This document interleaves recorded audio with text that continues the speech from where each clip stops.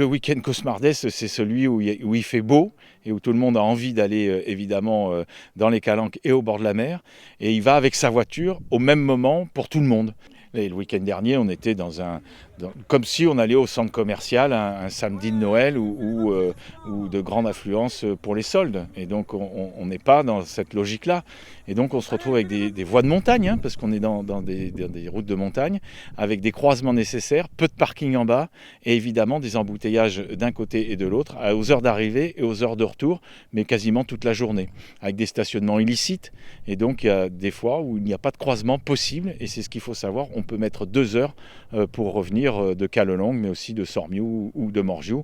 Et donc il faut absolument anticiper ça et préférer un déplacement doux, soit la marche, soit le vélo. La journée s'y prête, hein, il fait un temps magnifique, donc on avait envie de prendre l'air depuis tout ce temps qu'on est un petit peu enfermé à la maison.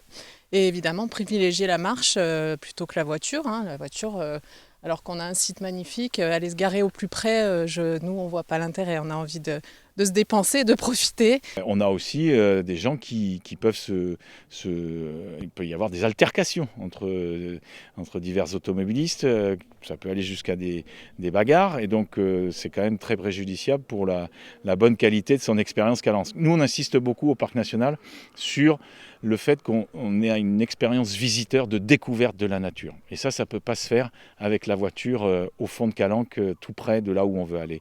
Il faut un temps d'approche qui permette de s'installer dans cette quiétude de la nature.